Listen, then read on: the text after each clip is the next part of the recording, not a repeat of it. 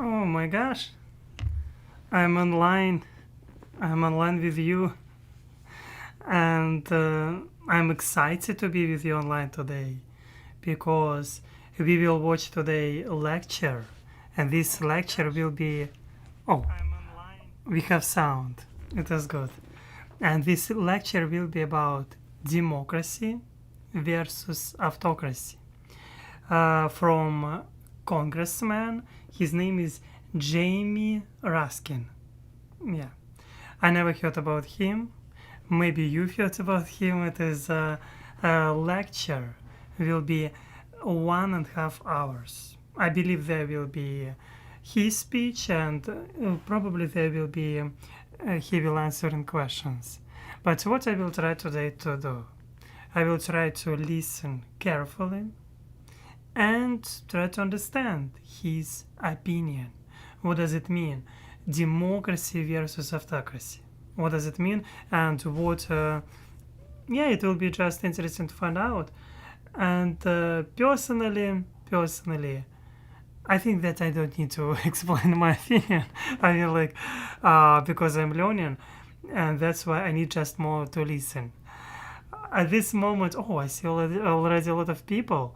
And hello to Thomas Lee. Hello to you. Hello to Wildcat. Hello to you. And Kana Botani.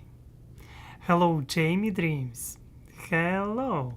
And also hello to. There was another people. Like Lisa Marshall. Of course, happy to see you as always. And Lindsay, gosh, we have a lot of people from our Eagle community today. It is amazing. What's happened? Anyway, my recommendation for you to prepare tea, coffee, vodka, tequila, whatever you like, even beer. It is your choice. But I, for myself, just took a little bit. Not a little bit, to be honest. Couple cups, and both of them with milk. Can you imagine? And both cups from Houston, Texas. One moment, can I take both of them? Aleks is crazy, but I'm understanding that this live stream will be probably, not probably, but for sure longer than 2 hours. Can you imagine? But I have goal to try to understand a little bit more about political science. It is my program. And to watch lectures, especially lectures which kind of, how to say, related to my topic and to my education in future. I hope that I will have, yeah, I hope my education here. And yes, okay, by definition, what is the democracy and what is it autocracy? I think that today we will not talk about this. I mean, probably in the lecture they will explain a little bit, but I will not watch in too much information by Wikipedia. Okay, I'm talking too much. You can support me. Leave your comments, like. It would be nice too. And also, it would be nice if you will support me by helping in Patreon. And I received a message. Wow, amazing time. Okay, let's go. Where is our Wildcat said democracy is okay, but if a leader of a country supports all of their people, then I don't mind an autocracy. Die for cover. I mean, like Singapore. It is autocracy. It is autocracy. Majority of the countries around the world, it is autocracy. It is for sure. But a lot of course, depends from personality. If person too much has power, he can start wars. He thinks that he is pointed on this place by God itself. This is what is happening in Russia. It's how I see. As a result, person can like forget that the people live, that they want to live well. They're just sending hundreds thousands of people. Just what for what? I mean, I think you got it. Obviously, here I will try to listen more than express my own opinion because the lecture will be quite long, but who knows, I like to talk, obviously, it is also true, I mean, like, why not? And yes, let's go. And my recommendation for you also today to find channel from Maxim Katz. Maybe you know, maybe you already watched this channel before, and there was the YouTube video from Maxim Katz, of course, and you can find the English subtitles. And he was talking about Belgorod. People and country affected by war. Yes, he was talking about Belgorod, and it was terrible, of course, that what is happening there. Belgorod is a city which is close to Ukraine, and obviously I know, like, I'm watching different sites of information, and my advice for you to watch this video from Maxim Katz. He has, again, I want to remind to you, English subtitles. He's speaking in Russian, but he has English subtitles. And my advice for you, if you want to understand a little bit better what is happening inside of Russia, and sometimes like he's doing quite good videos, and he addresses not towards Western countries but directly towards Russian people. And you also you can find Ekaterina Shulman, amazing speaker, and quite the best, the most professional ever I saw on YouTube. It doesn't matter. I'd never saw these such professionals even on English language. I mean, like, yes, Ekaterina Shulman, she's amazing. My advice for you to find these channels. Maybe I have. Yes, I want to show you even a book. I want to show you a book from Maxim Katz, which I have. But for this, I need to stand up. Sorry, I didn't plan this.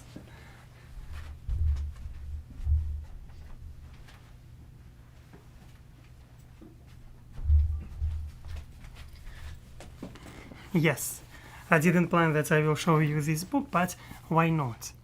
This book was expensive. But Sam Smith Q bought for me this book. Sam Smith Q? Probably Sam. Anyway, or maybe, yeah, I do not want to be mistaken if it was, because Sam Smith Q is buying some for me everything, a lot of things, and that's, let's say, anyway, you can see how it's spelled. Maxim Katz in Russian language. And yes, if you want to know a little bit more about what is happening inside of Russia and to know his opinion about Belgorod, I think that you should watch a little bit. He will explain you better, and he will do this more professionally. If I will start to talk about Belgorod, and if I will be, I'm not professional, let's be honest, and I do not want to offend anyone. And if we are talking about such important topics like wars, it is better to listen people who is doing this like on different level. That's why sometimes that's one of the things why I'm trying to go to study political science with you. Come on. Anyway, History of You in Russia. Yes, История Новой России. History of You in Russia. This is his book, and this book was printed in Moscow. Yes. Okay.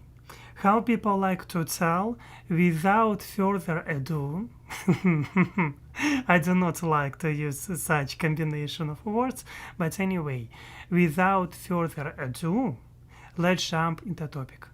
Because we will talk today not about Belgorod, but we will talk about autocracy and democracy, or democracy versus autocracy. I will be happy.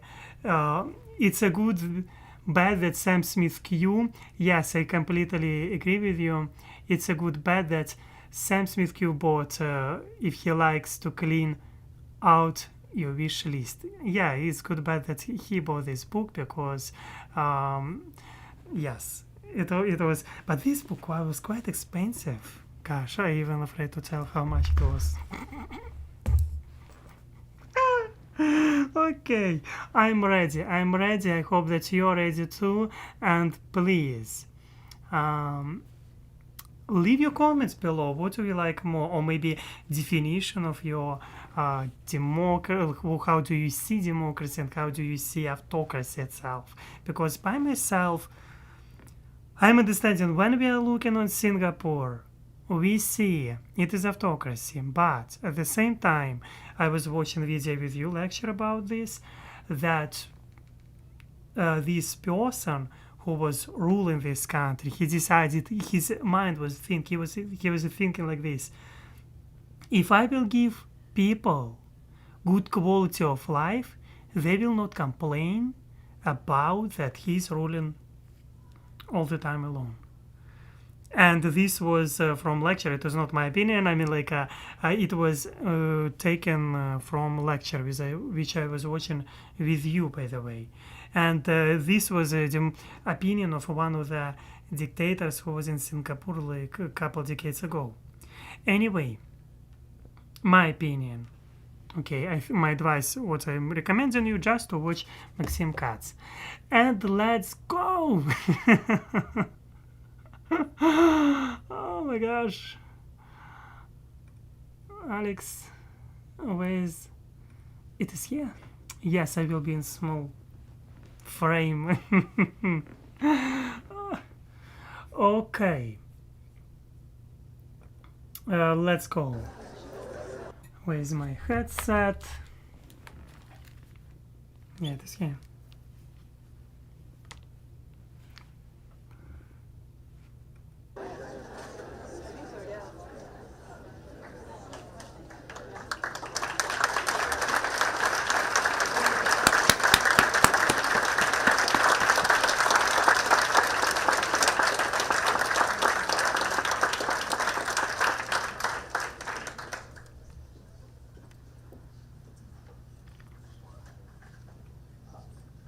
Welcome, everyone. It's great to see you here. I'm from Dartmouth's Rockefeller Center for Public Policy. In case if sounds too low, one moment, it is not my side. This means that it is sound probably from video itself, because yeah, just turn up a little bit volume if you feel that you need this. The Social Sciences and Department of Government. Welcome to our annual Roger S. Aaron Lecture, which explores the roles of law and justice, and ethics and public policy in the lives of individuals and society. Over the last few years, our Aaron Lectures have included this country's leading authority on law and politics and academic free speech, Keith Whittington, Princeton, and the holder of the known universe's most prestigious political theory chair, Amir Srinivasan, of Oxford. For today's speaker, Congressman Jamie Raskin, stands singularly and apart. When Jamie Raskin's name has come up over the last few days, here are the words that people have uttered. Hero, hero, hero is the word that people keep saying to me. Goat. Or greatest of all time, an appellation usually reserved only for Tom Brady here in New England, and Taylor Swift. And also mensch, a Yiddish word meaning a person of integrity and honor, which also describes his seatmate, Annie Custer, class of 1978. Thanks for joining us today. So we're greatly honored to have this hero, this goat, this mensch with us here today. Congressman Raskin has been the U.S. representative of Maryland's 8th District since 2017. 2017. Impeachment manager for the second impeachment of former President Donald Trump. And before that, was a state legislator and distinguished constitutional law. One of the things pretty often, like, because majority of people who is watching me, you're like a lot of people from America. But one of the things, because I still do not know pretty well American policy.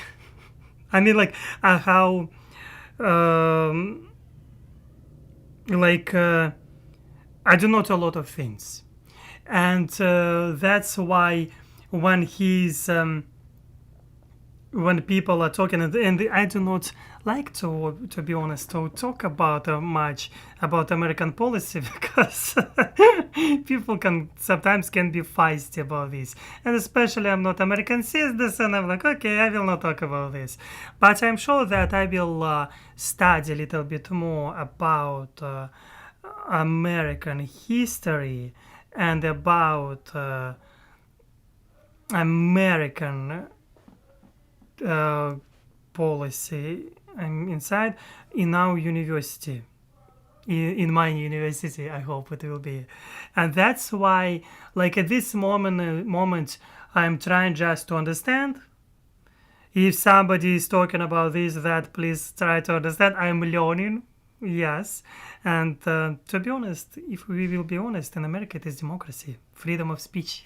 That's what you will not find in Russia, example.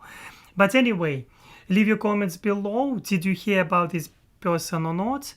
But yes, I never heard example about this Jamie something. Sorry, I never heard about his name before. Jamie Raskin. Yes. Welcome back to Dartmouth, Congressman Raskin. Thank you for joining us today.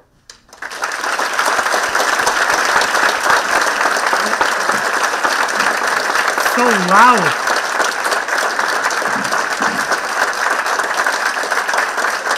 So loud. Sorry, I didn't expect. They probably put this microphone towards towards people, not towards speaker.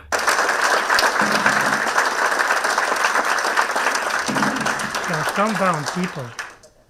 Well, thank you, Professor Natas, for that beautiful introduction. I didn't even know that I was giving the Roger Aaron's speech. Is that right? That's great. That's awesome. Can I take 5 extra minutes for my opening remarks? I see your message, Lindsay. Proportional representation may be a better option. I love proportional representation in Sweden. I love this, and it is true. I was watching with you about election in Sweden, that they have some 8 parties, political parties, and I love their system. It is true. In that case, I know this is part of the Rockefeller Center for Public Policy, that this address, is that right? Well, thank you, Dartmouth. Thank you all for coming out. Wow, it is a beautiful time to be here in New Hampshire. I got to enjoy the snowstorm, the blizzard from my perspective in Maryland. We haven't seen a lot of snow recently in the days of climate change. And we got up and Annie Custer had sent her trusty aide to pick us up, and I said, is there a lot of snow? He said, not much, like 8 or 10 inches. I would shut down Maryland and Washington, D.C. for 2 weeks. But you guys know how to handle it. I'm thrilled to be back here at beautiful Dartmouth College. I first came when I was in college in some debate series that I was in, and I just remember meeting a Dartmouth student at the time whose name was Dinesh D'Souza. He was the editor of the Dartmouth Review at that point. One of the things, let's tell you a couple things. I wanted to talk today a little bit less, but I think it is important to tell about differences when I was, example, in Russian lectures and hear differences. Usually, generally, in Russia, example, because I was studying in Russian university, that's why I can tell about this. When you are studying and you hear, like example, I can hear students laughing, something like the speaker making jokes. I don't know, he had probably lessons in the communication or something like, and this is difference when you can feel like lecture in Russian university, you can listen like, and teachers, of course, a lot depends from teacher and in the place where you're studying. Let's be honest about this. But generally, when teacher is talking about lecture, they're not introducing from jokes usually. They immediately in Russian universities talking about topic. Okay, today we have topic this, that. No jokes, let's go further. Like this. It is like differences between, that's what I noticed right now in this lecture. And usually lectures which I used to listen in Russian university when I was studying. Yes. Yeah, just my noticing. Just maybe, yeah, forget about this. Okay, let's go. The students that had invited me, they called him distorted the news. But anyway, so I followed his career closely, of course. I love your school. You've got an awesome school here. And did they teach you guys about the Dartmouth College versus Woodward case in 1819? You guys do that? The Chief Justice Marshall. It's an amazing case. This is where Daniel Webster uttered the famous words. It's a small college, but there are those of us who love it in the Supreme Court. So moving. But it's an amazing case because it is really the perfect opposite of the Citizens United decision, where Citizens United, in 2010 basically transformed every corporation in America into a rights-bearing political citizen and transformed every corporate treasury in America into a political slush fund.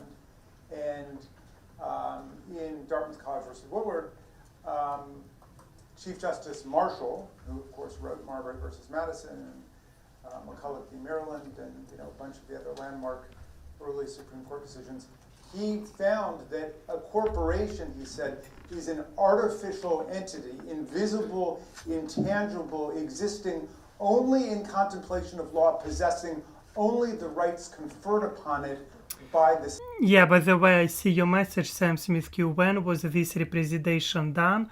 It was made yesterday, January 8th. You can see January 8th. It is quite fresh. Represent a lecture.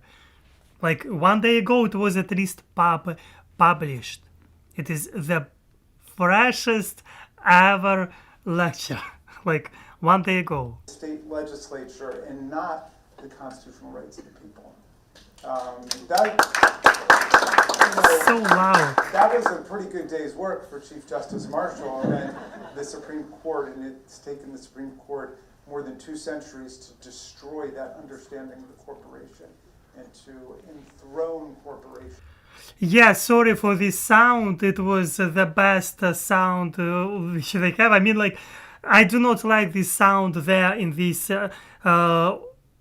place too, because it is really terrible, because I cannot hear speaker well, but I hear a lot of like loud applauses, and that's like they didn't do well when they were putting microphone. They put this microphone in direction of people. Like, we need to hear not like this congressman. It's his lecture. Yeah. Anyway, sorry. And uplift them above the rights of the people. But anyway, I want to say hello to my friend Annie Custer, who's the great congresswoman from the 2nd District. Are we in the 2nd District? Yes. We are. So,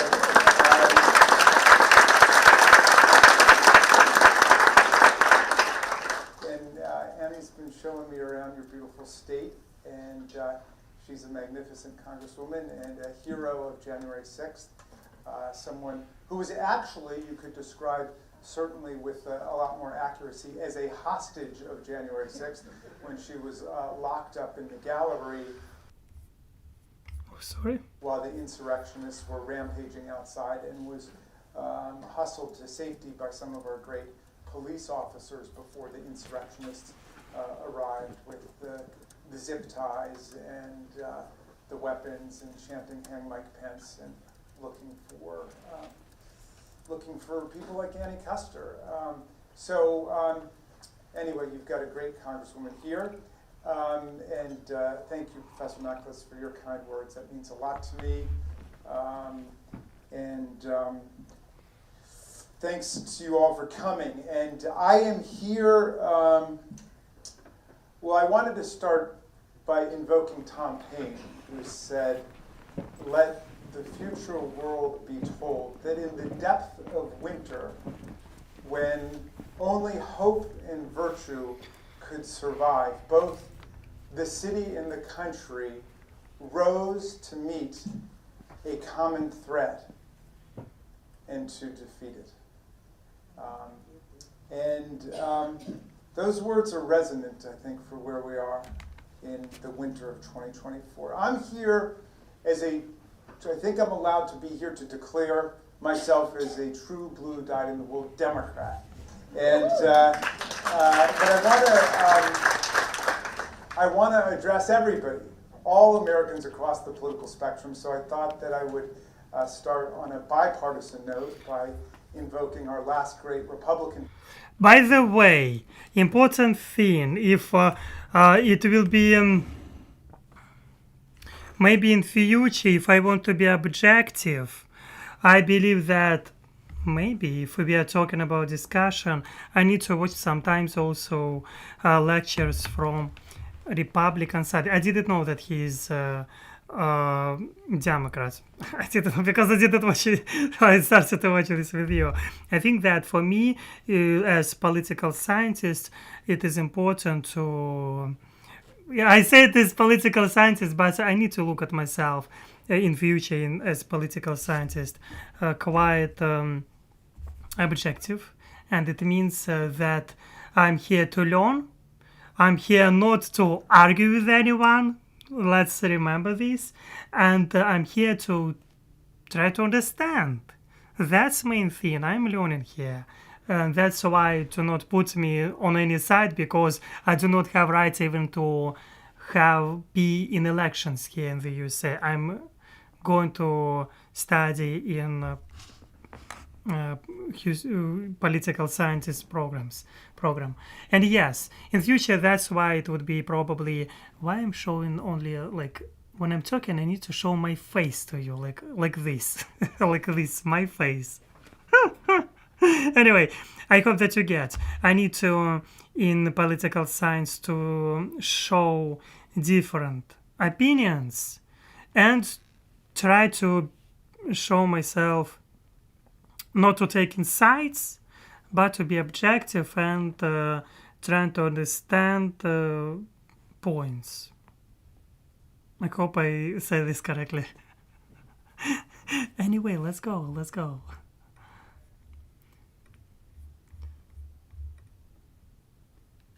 President Abraham Lincoln, who spoke of government of the people, by the people, and for the people. We, of course, didn't start out that way.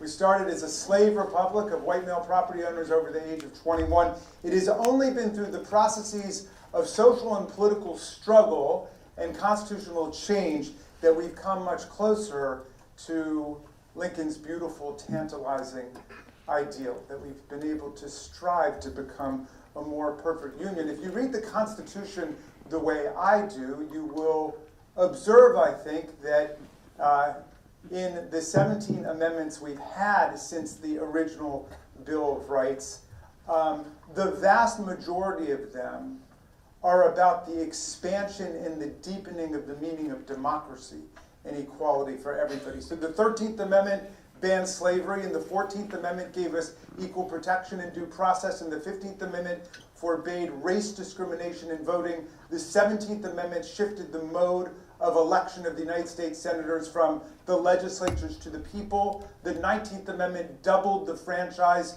in America a century ago by giving women the right to vote. The 23rd Amendment gave people in Washington, D.C. the right to vote, at least for President of the United States. The 24th Amendment banned poll taxes in federal elections, and the 26th Amendment lowered the voting age to 18 across the country. So you see, the whole trajectory of our constitutional and historical development has been towards creating a more perfect and inclusive union to give everybody a stake and participatory place in democracy. And through it all, the people have never stopped striving to become a more perfect union. And we will never stop striving to become a more perfect union, because if we do, at that point, we are surrendering to the undertow of the forces of white supremacy and slavery and misogyny and anti-Semitism and authoritarianism and fascism, all of the dark impulses that we had hoped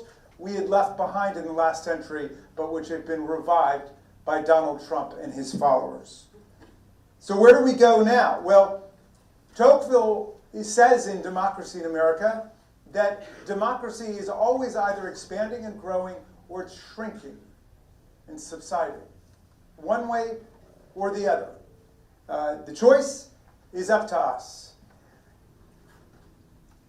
Frederick Douglass, the great Marylander, who was born about 45 minutes away from my house in the Wye River plantation into slavery, who escaped from slavery to become a great freedom fighter and abolitionist through the Civil War into the Reconstruction, fighting for justice and equality for everybody, said, if there's no struggle, there's no progress.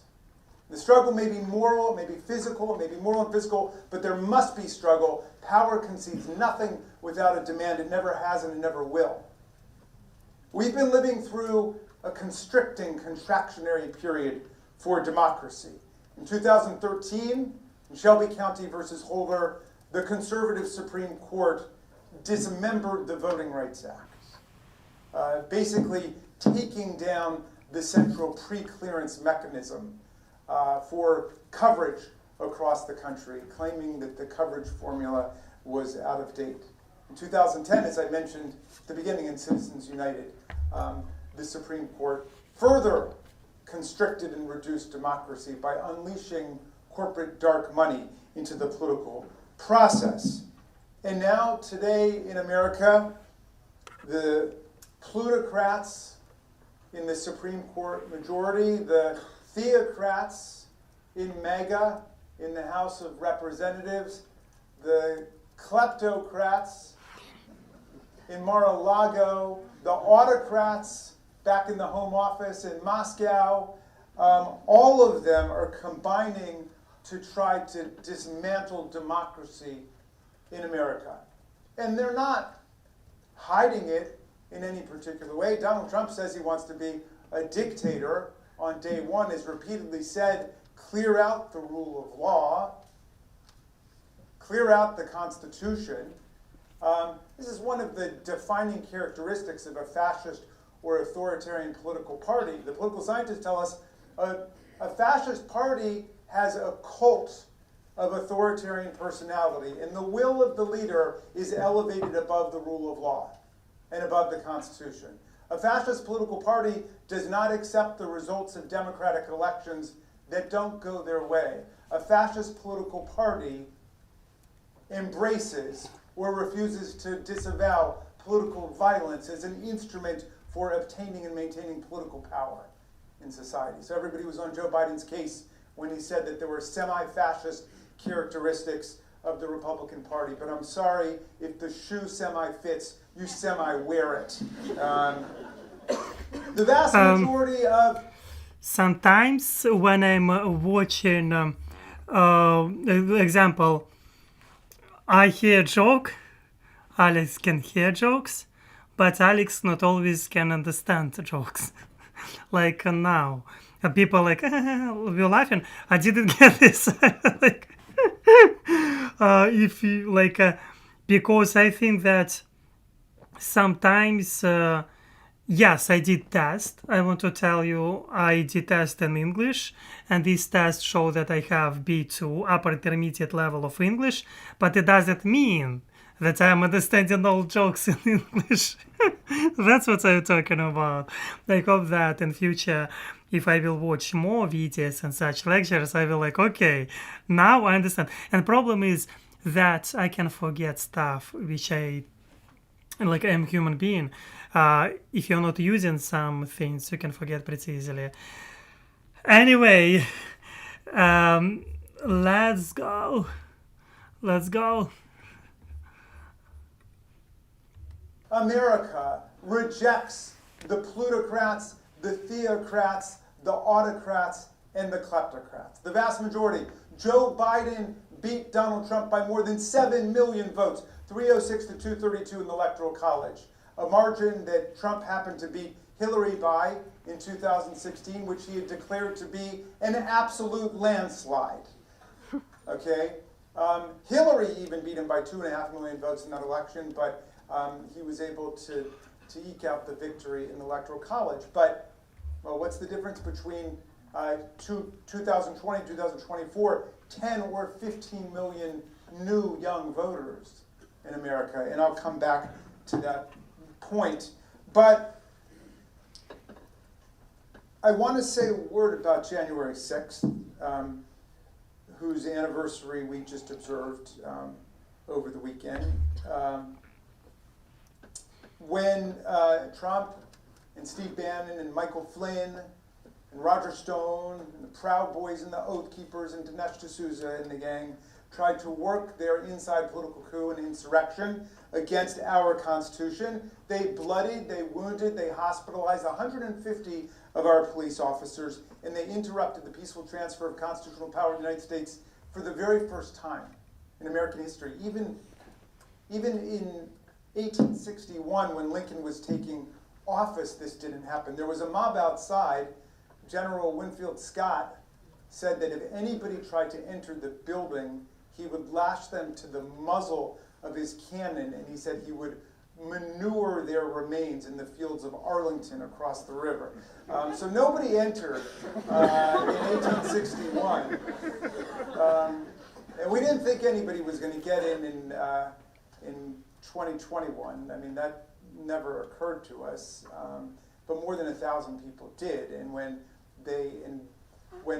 we were in the chamber and they arrived, a lot of people, certainly me, thought that somebody was going to have an AR-15. Somebody was going to, because so many of these events end that way, as you know. More than 1,000 people had entered the building without going through the metal detectors. There were no security clearances, and they stormed the building and they assaulted our officers, and they shut down the proceedings of Congress taking electoral college votes. And so a lot of people were injured, a lot of people were wounded. A lot of our police officers have had to leave the force because of permanent injuries they suffered. A number of officers took their own lives. Within several days after January 6th, Officer Gary Sicknick died the next day in the wake of a series of injuries he suffered on January 6th. And this was a traumatic event at the Capitol, and it was also a traumatic event in the life of the Republic, because of course January 6th was just the culmination of Donald Trump's efforts to undo the results of the election. You know, they've gone to the state legislatures and tried to get them just to throw out the results of the popular election. They went to the secretaries of state, like Brad Raffensperger in Georgia. Donald Trump just said, just find me 11,780 votes. I'm a politician, just find me 11,780 votes, right? They went to the Department of Justice. He tried to stage a coup there. And then, of course, all of it came down to January 6th. Originally, the Women for America First had planned their rally for January the 20th, Inauguration Day. They were going to do a rally just opposite to Biden's inauguration. But Trump said, no, no, no, this is not over. Change it to January 6th at 1 p.m., at the exact time that the peaceful transfer of power was to take place, when the Electoral College votes were to be received. And of course, he planned for a speech, then the speech where he told everybody to go and fight like hell, and if you don't, you're not going to have a country anymore, and all the rules are off, and all the rules are different when theft is involved, and so on. And as the House of Representatives found in impeaching him, he incited an insurrection against the Constitution. But the whole point was to get Pence to step outside of his constitutional role and unilaterally declare that Trump was the president, or to unilaterally reject the Electoral College votes coming in from Arizona, Georgia, and Pennsylvania, and kick the whole thing into the House of Representatives for a so-called contingent election under the 12th Amendment. And why would they want to kick the election into the House of Representatives with Speaker Pelosi and the Democrats in charge? They knew that in a contingent election under the 12th Amendment, we don't vote one member, one vote, we vote one state, one vote, and they controlled 27 states. And even if you subtract Wyoming, because Liz Cheney, of course, would not have gone along with that farce and that ripoff, still they would have had 26 states. It would have been 26 to 23, and one state, Pennsylvania, would have been completely sidelined and disenfranchised because they have 9 Democrats and 9 Republicans, and so they're split right down the middle. But that was the plan.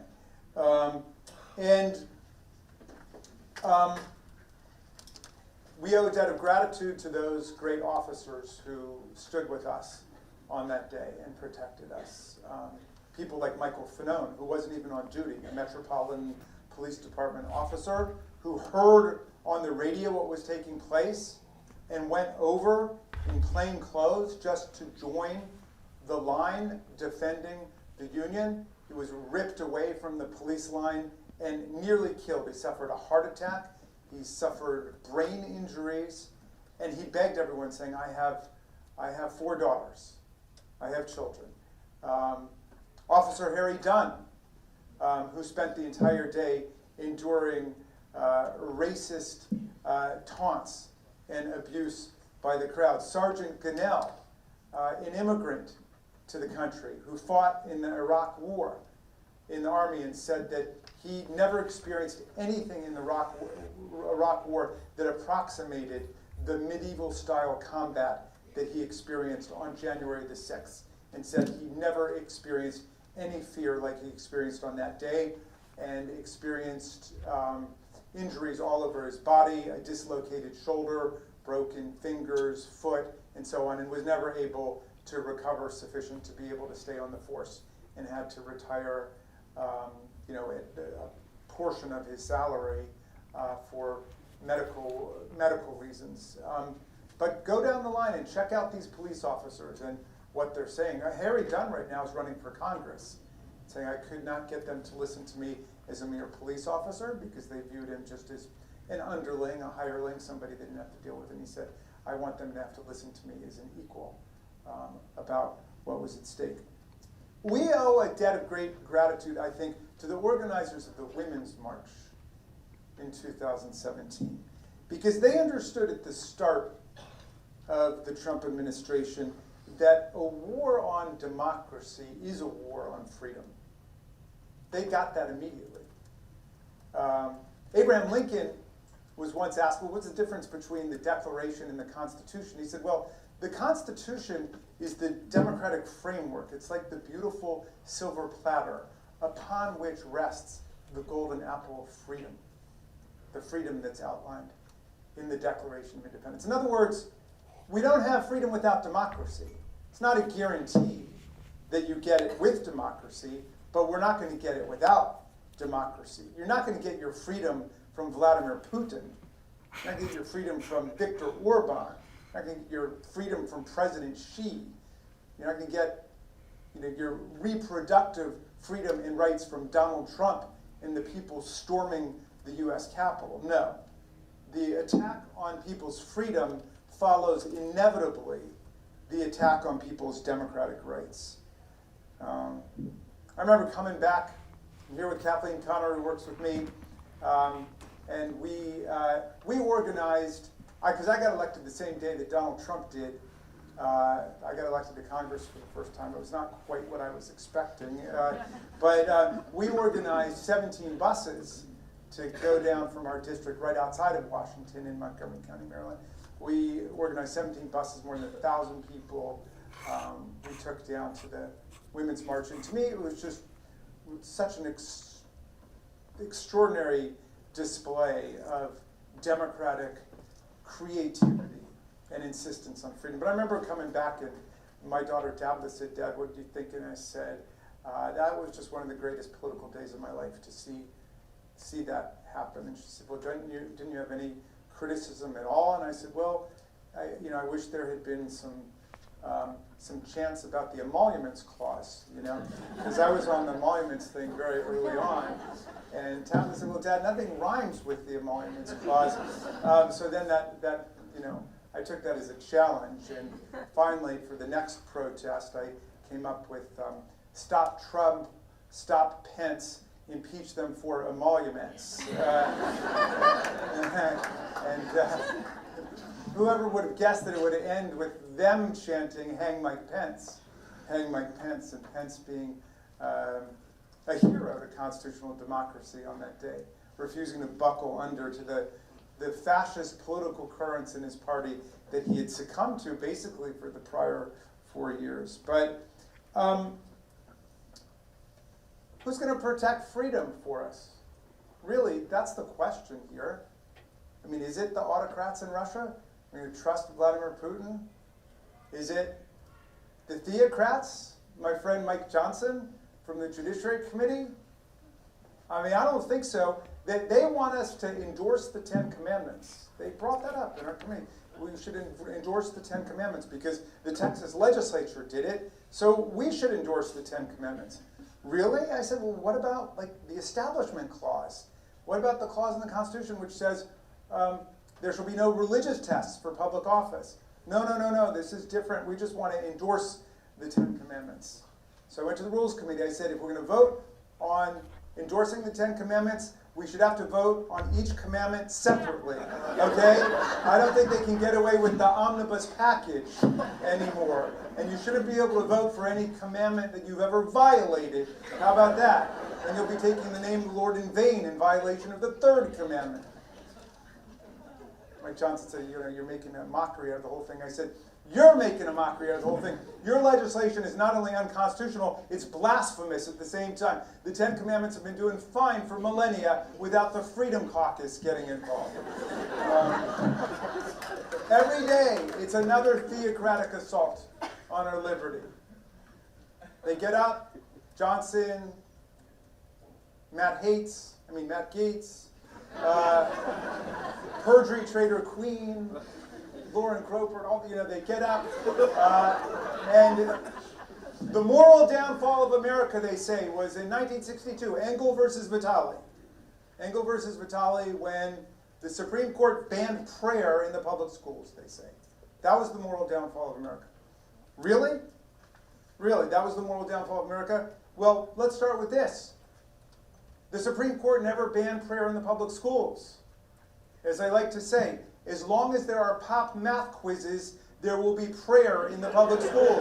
Anybody can pray whenever he or she wants to pray. All it said is a government bureaucrat or bureaucracy cannot compel you to pray in a script that they dictate to you. That's what Engel versus Vitale was all about. It was Catholic kids in New York bringing a suit against Protestant prayers that were imposed on everybody in the classroom. So, are the theocrats going to protect our freedom? They're going to protect our rights? I don't think so. I don't think they're going to do it.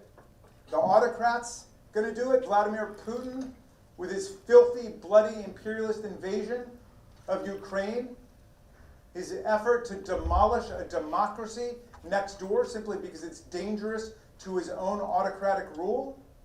The guy who intervened in our election in 2016 and again in 2020 to try to steer it his way. No, the autocrats are not going to protect us. The theocrats are not going to protect us. The plutocrats are not going to protect us. How about the kleptocrat himself, Donald Trump? Well, we just released a report, the Democrats on the Oversight Committee, on Thursday. We were able, after 7 years of trying to get this information, we finally were able to get a small fraction of what we were looking for, a snapshot, and we were able to determine that Donald Trump had pocketed more than $7.8 million from the Chinese government, from the Saudi government, Turkey, United Arab Emirates, basically every unsavory regime on earth. And it's just a fraction of what he got. We only got information on 4 of his more than 150 businesses.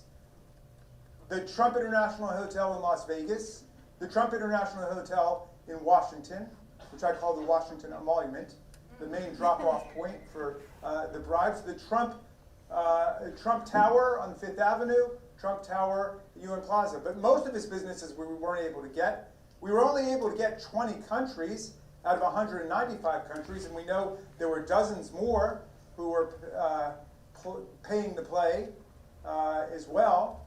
And we only got it for a 2-year period before Chairman Comer on the Oversight Committee shut down the investigation, telling Mazars they did not have to comply any further with the judicial order that came from the DC District Court underneath the Supreme Court ruling in our favor that we had a right to get the information. So are the kleptocrats going to do it? I don't think so, because you have 2 basically contrasting modes of understanding of what government's for in America that are in competition today. And one model says that the government must be an instrument of the common good and the well-being of all the people. And the other says that the government is an instrument for private self-enrichment of the guy who gets in, and his businesses and his hotels and his family. That's the Putin model. That's the Orban model. That's the Marcos model. That's the Bolsonaro model. That's the Donald Trump model, right? So the plutocrats aren't going to do it, and the autocrats are not going to do it, and the theocrats are not going to do it. Who's going to save us from all of this? The Democrats are going to do it. The Democrats, with all of our flaws and all of our imperfections. And I don't need anybody lecturing me today about how the Democrats, you do great stuff, like with the infrastructure legislation, great stuff, Inflation Reduction Act, but you can't message, and you don't have a message and all that. All right, I've heard it. I've heard it. But even with our imperfections as messengers of our own message and our own program, it is the Democrats that's the party of democracy. You know, sometimes the Republicans, they do it just to drive me crazy now, but they demonstrate an inability to correctly pronounce the name of our political party in its adjectival form. So, you know, Annie Custer will make a speech, and they get up and they say, well, that Democrat Congresswoman with her Democrat bill and her Democrat amendment. And for 7 years, I would get up and I would say, in as civil a way as I could, no, Democrat's the noun, okay? Democratic is the adjective. You've got to say the Democratic Congresswoman with her Democratic bill. And it's just a basic gesture of political civility to call the other political party by their rightful name. But I think this is noun, this is adjective. I think for me, as for a person who is studying English, I think you know this. It was English lesson. You're right, Heather. It was a real English lesson, and yes, this joke I got. Because, come on, I'm struggling sometimes with adjectives, you know this. I think, anyway, this was my joke. I love it. Yeah.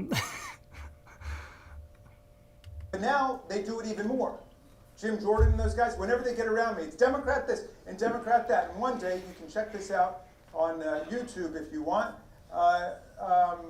Lauren Boebert started in on the Democrat this and that, and I got up and I tried to correct her. She went right back to Democrat this and Democrat that, and I lost my cool, and I said, you know, you guys seem to have a self-imposed political speech impediment over on your side of the aisle, okay? And it's contagious. It's spreading over to my side. Now when I try to say the name of your political party, it just comes out the Banana Republican Party with the Banana Republican Congresswoman and the Banana Republican bill. And I was very proud of myself. And I went home and I told my wife I finally got them back after all these years. And she said that was an extremely immature response.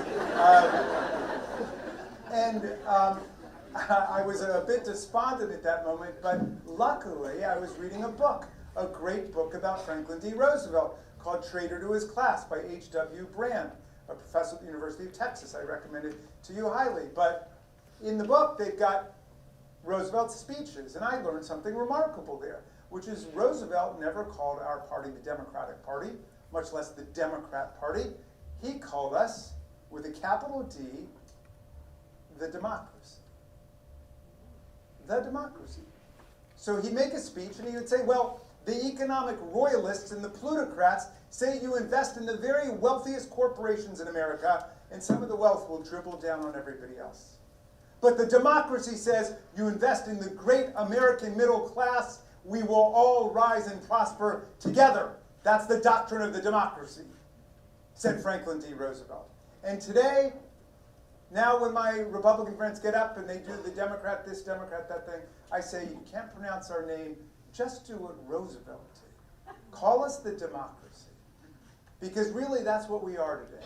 We're the only party that stands up for everybody's right to vote, even if they're not going to vote against us.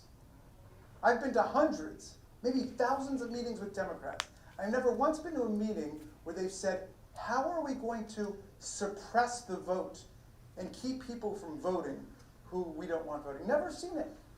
Not once. Maybe somebody could contradict me perhaps, but I've never experienced that. We're the only party in America that will stand by the results of democratic elections and not try to violently attack them or commit fraud to undo them. We're the only party that stands up for democratic movements and nations and parties all over the world.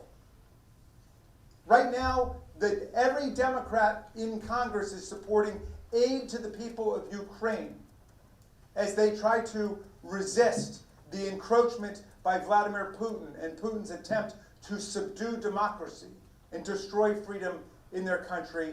And we have more than half of the Republicans now who want to pull the plug on the people of Ukraine. We are the party of democracy. Now think about that. I speak to any fellow Democrats in the room. That's a lot of pressure, right? It's not just democracy in the 2nd District of New Hampshire we're talking about, or democracy in America. We're talking about democracy and democratic freedom all over the world. What kind of century are we going to have?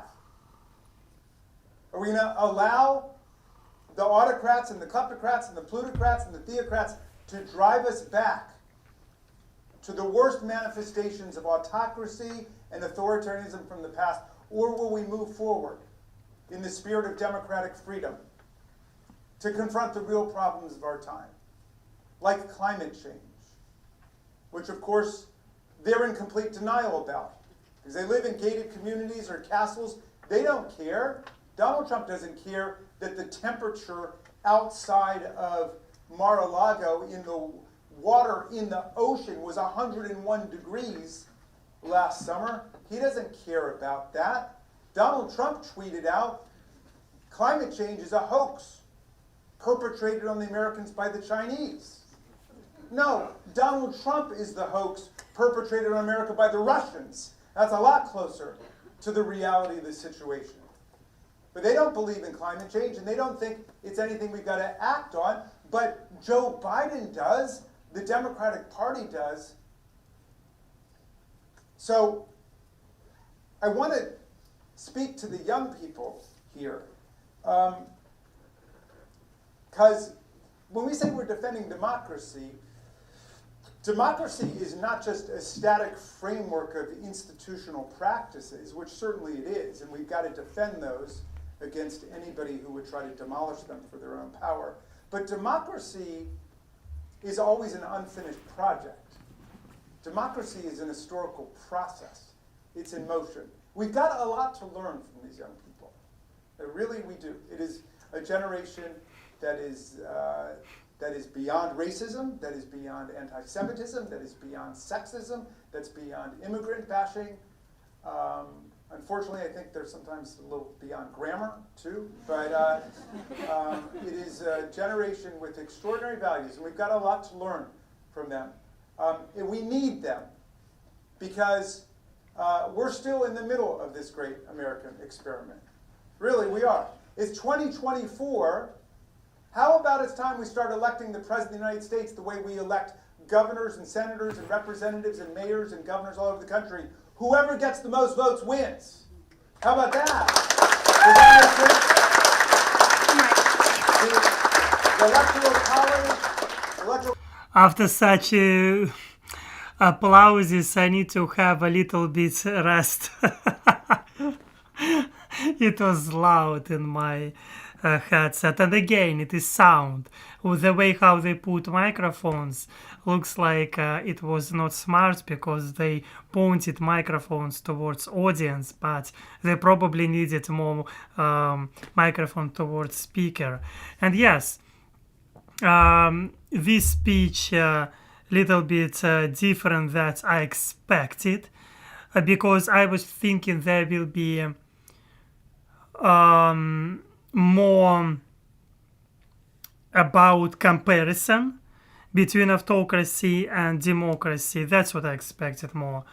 And yes, that's what I expected. But anyway, it is interesting to listen because of several reasons.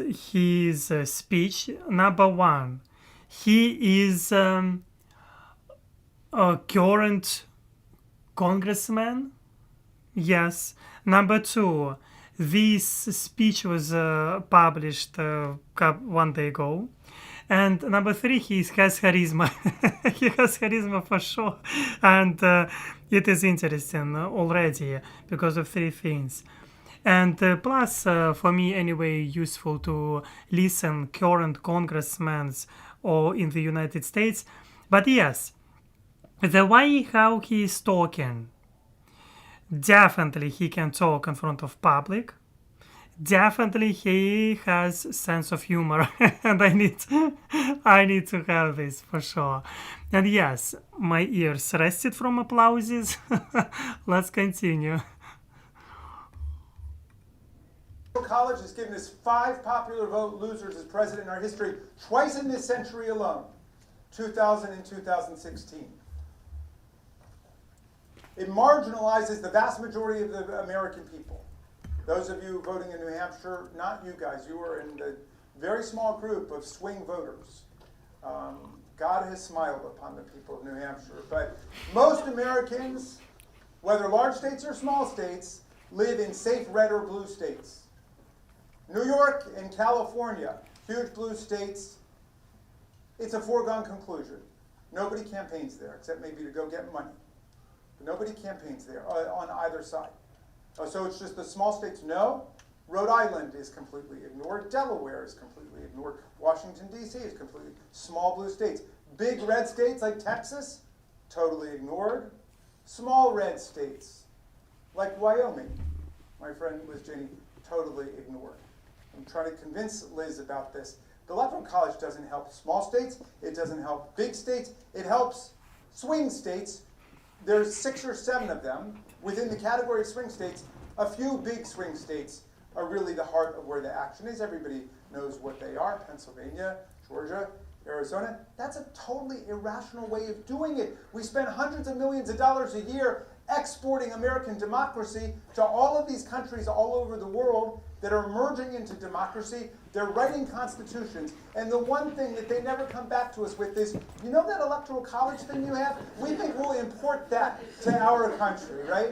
It's not like there are a lot of followers of the electoral college, and there are good historical explanations for how it came about. Like, we didn't have anything close to a constitutional right to vote when the country began, and so it was a way of sort of evening things out. And we also didn't have the transportation or communications technology actually to have a national vote, so it was broken up into these stages. Well, those stages, every nook and cranny has now been transformed into another opportunity by a strategic bad faith actor like Donald Trump to revisit the results of the election, to try to turn things around or overturn the result as he did in 2021. So we've got a lot of work to do in our democracy. We're the only nation, only democratic nation on earth which disenfranchises the people who live in the capital city. 713,000 tax-paying, draftable U.S. citizens who have no voting representation in the House or the Senate, right? And when in the last Congress, when the Democrats were in control, we passed D.C. statehood out of the House of Representatives. It didn't get taken up in the Senate, but we passed it in the House, and I was the floor leader, and I started by thanking the people of Washington who had a valid, legitimate, true political grievance not a counterfeit, phony one based on conspiracy theory and lies, but a real political grievance, and did not come down and try to overthrow the democracy and assault our police officers and interrupt the work of the Congress. They did it the right way. They petitioned for admission to the Union. It's time for DC statehood, and it's time to give 3.5 million American citizens in Puerto Rico their statehood admission too. Let's keep democracy growing in the new century. All right, well look, we've got a tough job because we've got to keep democracy moving, and we've got to defend democracy also as it is. And that means defend our Constitution, right? Every part of the Constitution, including Section 3 of the 14th Amendment. I've been amazed to watch people, the TV talking heads and the pundits over the last few weeks get up and say, well, this is a little-known provision or an obscure and rarely... One moment, he said including Section 3 of... Yes, if you know what is it Section 3 he's talking about, please leave comment below.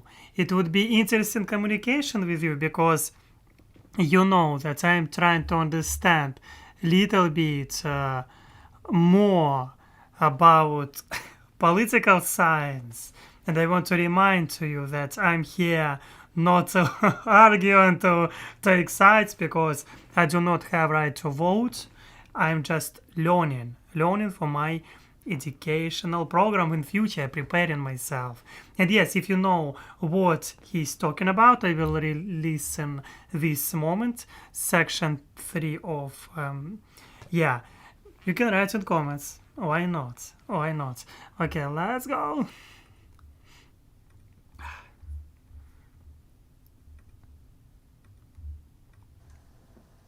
We've got a tough job because we've got to keep democracy moving, and we've got to defend democracy also as it is. And that means defend our Constitution, right? Every part of the Constitution, including Section 3 of the 14th Amendment. Section 3 of the 14th Amendment. Yeah, write down if you know, please. I will read this comment. I've been amazed to watch people, the TV talking heads and the pundits over the last few weeks get up and say, well, this is a little-known provision or an obscure and rarely used provision in the Constitution. You know what a rarely used provision in the Constitution is? It's the law, okay? An obscure provision of the Constitution, you know what that is? That's the Constitution. That's what it is. Well, Section 3 of the 14th Amendment was added in 1868 with the 14th Amendment, which adopted equal protection and instituted measures for correcting attempts to disenfranchise people. But in Section 3, it said something very unambiguous and very, very clear, which is, if you have sworn an oath to support the Constitution and you violate the oath by engaging in insurrection or rebellion, you shall never be allowed to hold federal or state office again. Now, it actually is a very narrow and specific and explicit principle. When it began, and of course it was the Republicans who pushed this, the radical Republicans of the 19th century, when it began over in the House side, Thaddeus Stevens and the other Republicans had a far more ambitious plan. Their plan was, let's disenfranchise forever from voting and running for office anybody who would dare to engage in insurrection or rebellion against the Union. And it got over to the Senate. They said, well, that sweeps way too broadly. It shouldn't apply to everybody who participates in insurrection or rebellion, only those people who had once sworn an oath to uphold and defend the Constitution. So we'll narrow the class of people it applies to, and we'll allow those people to vote. People like Jefferson Davis or Robert E. Lee, they can vote. It's just they can't serve in office. People like Donald Trump, who fits right into the bullseye core prohibition of Section 3 of the 14th Amendment. And then I hear them go on TV and they say, it would be undemocratic. It should not be up to the courts to determine who's on the ballot. It should be up to the people to decide. Really, there are more than 100 million people who can't run for president. A lot of them are in this room. How many of you are under age 35, by a show of hands?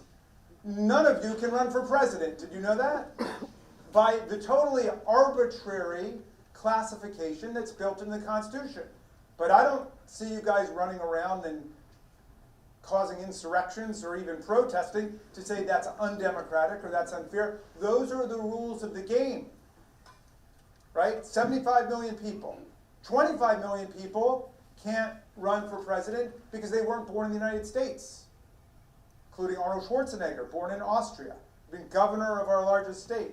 Jennifer Granholm, who's in the cabinet right now, born in Canada, my classmate in law school, she can't run for president. These people could be great presidents, but because of the morally arbitrary classification and restriction, they can't run.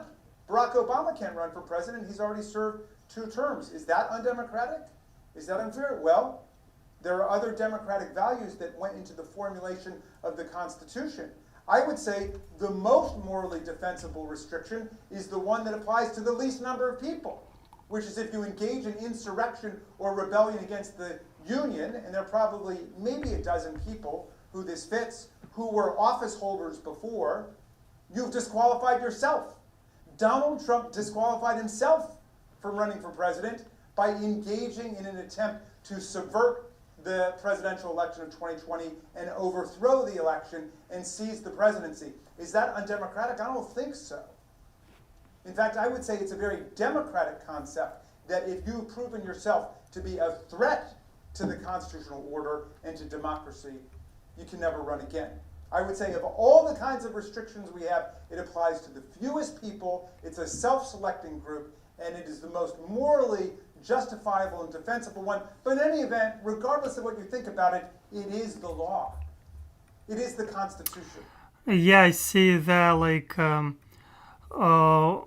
I see that I also would like if Aleks had a MAGA stream, the difference would be so different for sure. But who could or would talk straight and honestly?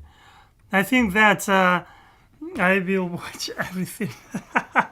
I mean, like, why not? I will try, because future you can give you suggestions. Maybe I will have time and we will watch this together.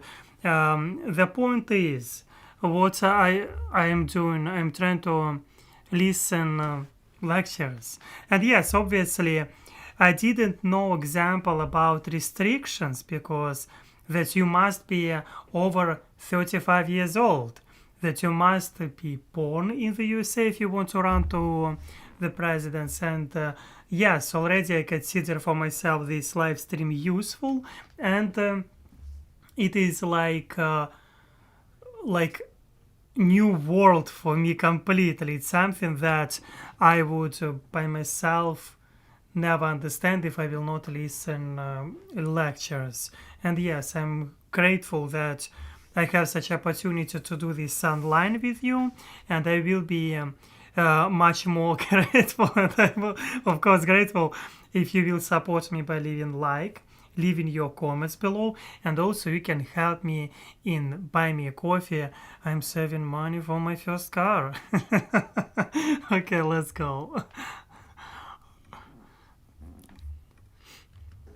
And so when people get up and say, well, it might be in the Constitution, but it's not fair, or it's not undemocratic, then go out and get 2/3 of the House and 2/3 of the Senate and 3/4 of the states to pass a constitutional amendment reversing that to say that insurrectionists can run for president, and see how well that goes. But that's the proper way to do it if you believe in textualism and you believe in originalism, because the text of the Constitution is clear and the purposes of the Constitution are clear. We're also a party that stands up for the Emoluments Clause in Article 1, Section 9, Clause 8.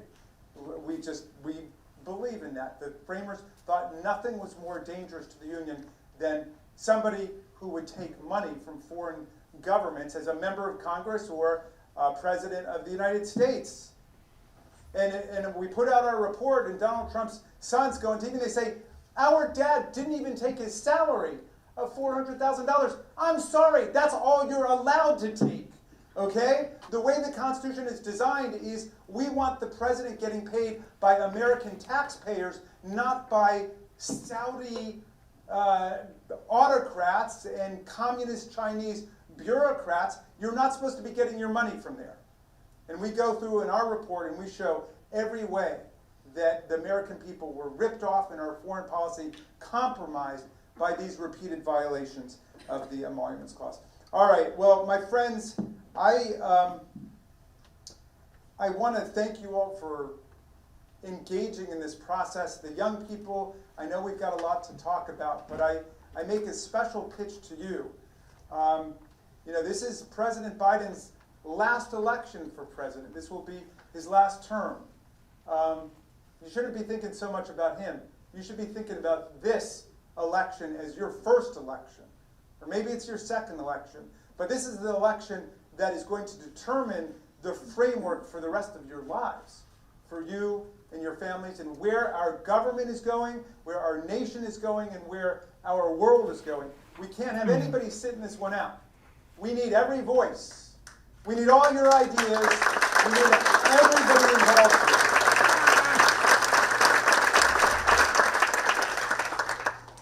So I will leave you with a couple thoughts. One, on this message thing, and it always gets on my nerves because people tell us we don't know how to message. If you guys know how to message, please come and talk to me because I can help you find a job. But I brought a message to you, to the good people of New Hampshire, from Maryland. And it's a message that I take all over my state before our election. And I want you to teach this to everybody, to your younger brothers and sisters, people who are just learning how to drive, people who are just learning how to register to vote, and tell them that everything that they need to know about voting is everything that they need to know about driving.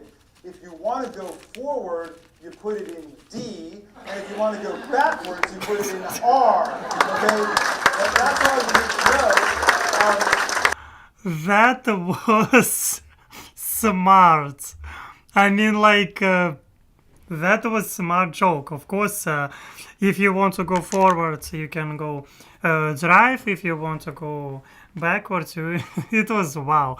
And again, I'm not promoting anything. I'm repeating you thousands times, and I will repeat. Here I'm trying to understand a little bit about autocracy and democracy, at least how it was named, this live stream. Congressman Jamie Raskin, Democracy versus Autocracy. That's why I was expecting more this comparison, a lecture about comparison. But yes, today, because he said about driving, today I had my last driving lesson. I mean, I paid before for some amount of lessons. Yes, and I finished today my last driving lesson. It was amazing, and yes, that's why I got this joke, and it was quite smart. And let's go. I believe that here will be questions, if I'm correct. Yes, let's look. It is loud. And I'll leave you finally with the words of a great revolutionary, globe-trotting Democratic patriot who came over from the United Kingdom, came over from England to fight for our democracy. Tom Paine, who my son Tommy was named after. And Tom Paine arrived in 1774, 2 years before the American Revolution. He fell in love with the promise of America. He said if America lived up to its ideals, it would become an asylum to humanity. Not an insane asylum, mind you. An asylum, a place of refuge for people fleeing from religious and political and economic persecution from all over the world. And he, of course, wrote The Great Common Sense, the pamphlet that ignited the American Revolution. And by common sense, he meant the sense that you have without getting to go to get a PhD in divinity at Princeton, You didn't need that. The vast majority of people didn't have higher education. But he also meant by common sense the sense we have in common, the sense that we exercise by speaking and listening and reasoning together. The very opposite of conspiracy theory and propaganda and disinformation. The sense that we have when we're willing to listen, to feel, to reason, to think in a civilized way. But anyway, in 1776, as President Biden was talking about the other day in his speech about democracy, it was a very hard time, it was a very tough time. The revolution, the military struggle was not going well at the beginning, and we were losing a series of battles. And a lot of people were running around saying, what's the message, and who's the messenger, and all that stuff. And a lot of people were saying, you can't beat the autocrats, you can't beat the monarchs, you can't separate church and state. Every government has always had its own established church, and it's got to be that way. And Paine wanted to write a pamphlet that would give people courage and hope in another winter like this one, when only hope and virtue would survive. And so anyway, he wrote this pamphlet. I'm going to update this little passage for you at the instruction of former Speaker Pelosi, who said Tom Paine was a feminist, and that he was. He was an early suffragist for women, as he was an early abolitionist as well. But he said this: these are the days that try men and women's souls.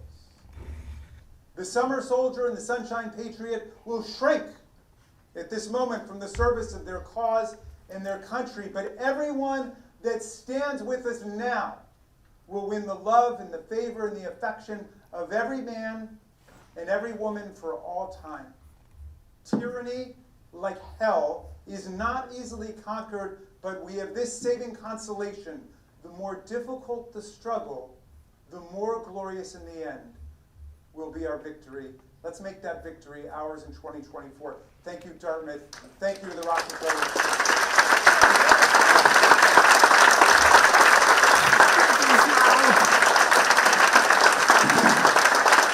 It was loud. It is loud. My ears.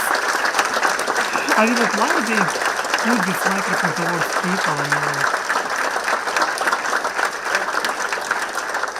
yeah, it was good speech. I believe right now there will be discussion, and this discussion looks like will be 30 minutes, a little bit.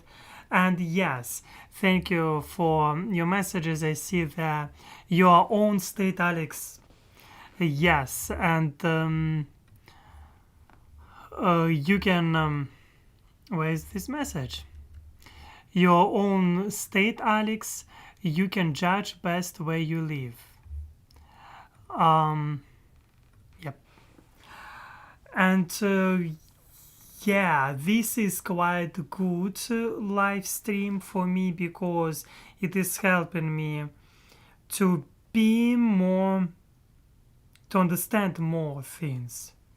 And maybe in future I need to watch more live streams where real congressmen who is running, who is like to elections, or maybe parts, they're making policy right here, right now. I mean, like, maybe I need to watch their speeches more often, because it is giving me opportunity of connection with American culture, and it is giving me opportunity as future political scientist I mean, to understand a little bit more and aware what is happening, where is, yeah, who has what kind of values.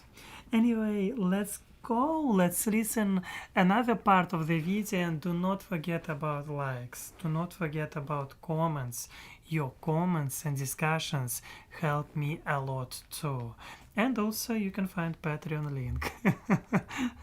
Okay, because these days will be oh, I have here link, not link, one moment.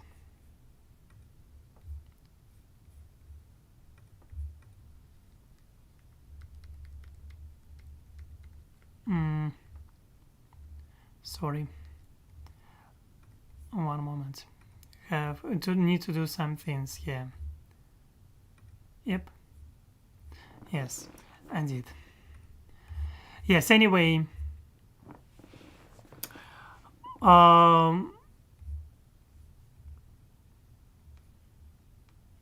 Alex, this was baptism by fire. What do you mean? Baptism by fire. What? Sorry, I'm dumb. Let's go. Thanks so much, Congressman Raskin. I will just ask 2 questions of you and then turn it over to our audience. The 2 questions will be about, the first is about the 14th Amendment, and the second is about the Democratic National Committee dissing the state of New Hampshire. So on the 14th Amendment... I know a lot more about the former than the latter, but... on the 14th Amendment, just a quick 2-part question. What do you think the court is likely to decide? And if President Trump is not allowed to run in some or all states, how will Republican voters react? Will they protest this, or will they come back into the fold under more traditional Republicans? So that's a great question. The first thing I want to say is I'm really not in the prognostication business. I'm in the mobilization business.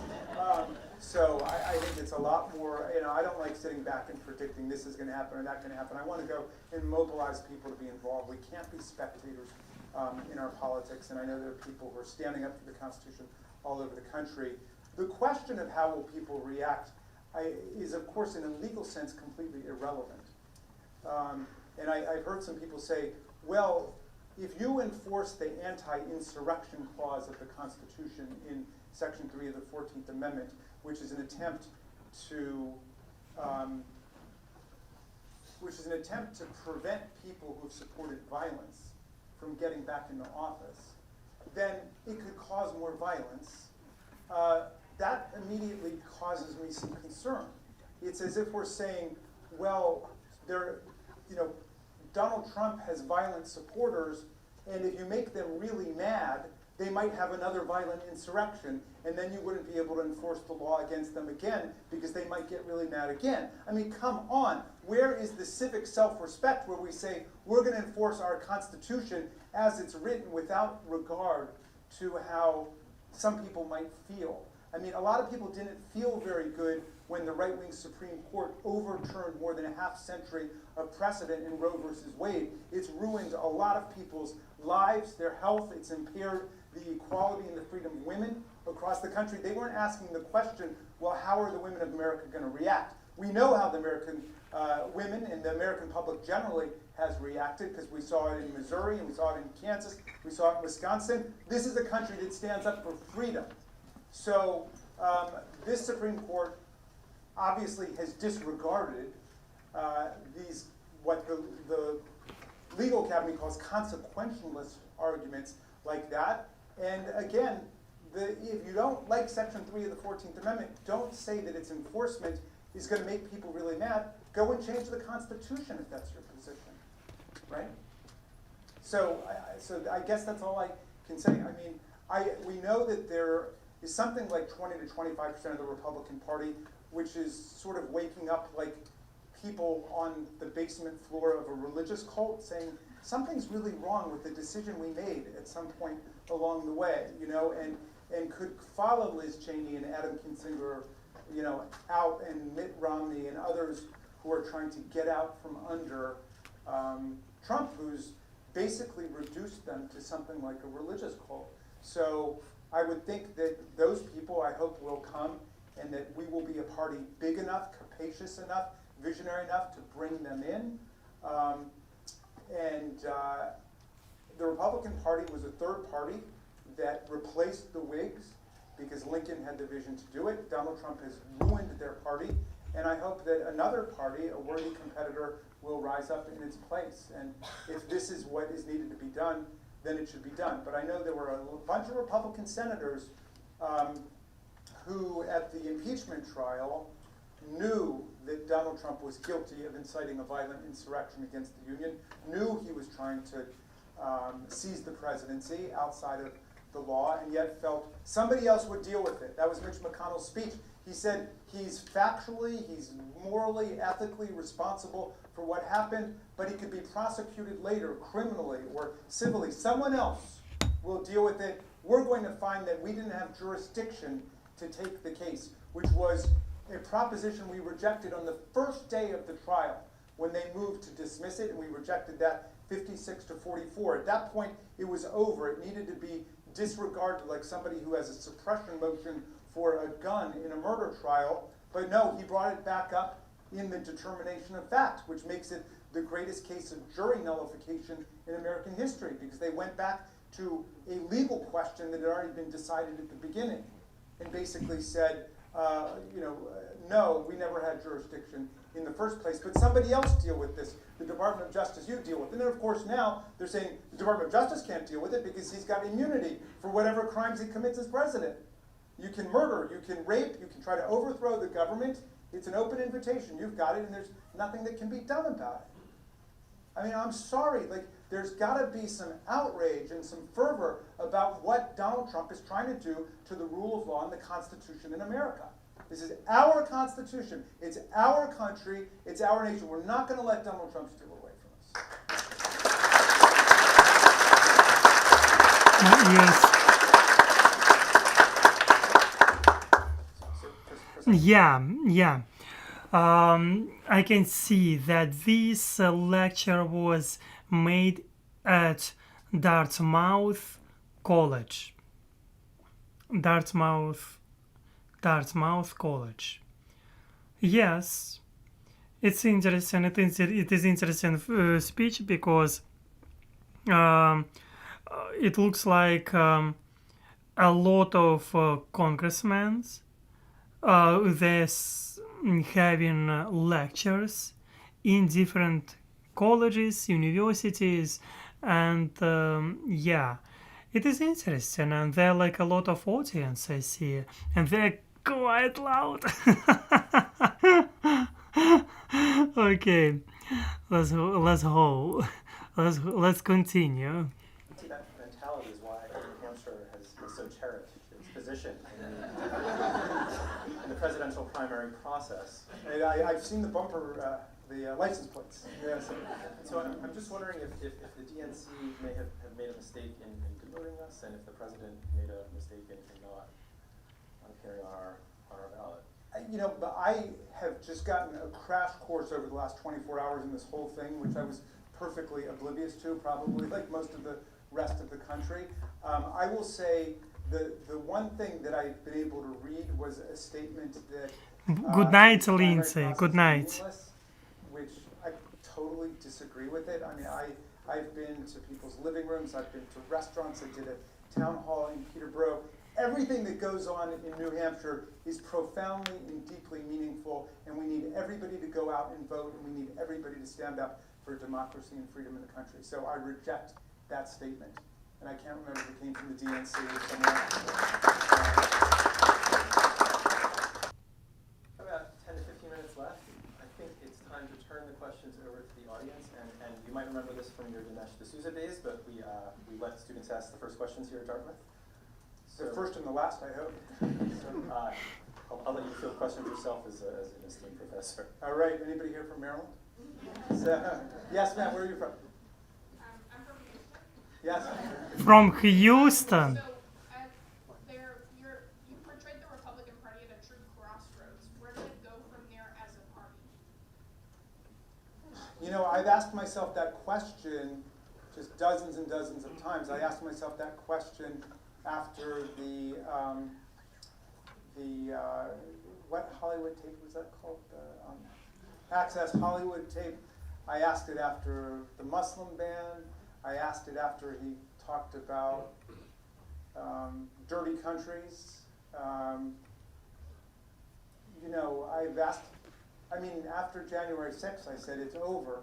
The spell has broken. And now we just have to go over to the Senate and explain exactly what happened. Because, those of us on the inside, we all had our own personal experience of trying to get out and so on. But Annie and I, we didn't see what was happening outside. When we got the actual footage of what was taking place, and it was medieval combat. I mean, people hitting police officers over the head with Confederate battle flags, stabbing them, spearing them with American flags, spraying bear mace and other unknown chemicals into the eyes of our cops. We had no idea how terrible and how bad it was, and then also to learn that Donald Trump sat there for 3 hours in his little lunchroom outside of the Oval Office, and I never was able to determine how many hamburgers he was eating during that period. Just watching it on TV, not calling the National Guard, not calling the Joint Chiefs of Staff, not calling the Secretary of Defense. It took Vice President Pence to do something finally several hours later, as our own officers, as the people defending us, were being absolutely savaged by this mob that he'd unleashed against them. And, through Roger Stone and Steve Bannon, the Proud Boys, the Oath Keepers, the Three Percenters, these domestic violent extremist groups, they constituted the shock troop that started the violence against the officers, broke into the building, and then came to topple the election. So I thought, gee, violent insurrection, maybe that'll do it. And certainly it did for Liz Cheney. I mean, we got to say, I love Liz Cheney. I mean, nobody's a bigger Liz champion than Liz Cheney than me, but the guy's got some hold on people because Liz supported him in 2016 and she supported him in 2020. Mm-hmm. And she broke with him at that point. I mean, I think she may have had her misgivings before. And I told this to Cassidy Hutchinson, another Republican who I'm very fond of. And I said, Cassidy, you've got to go out and you've got to talk to the young people of America and you've got to explain how people get into this.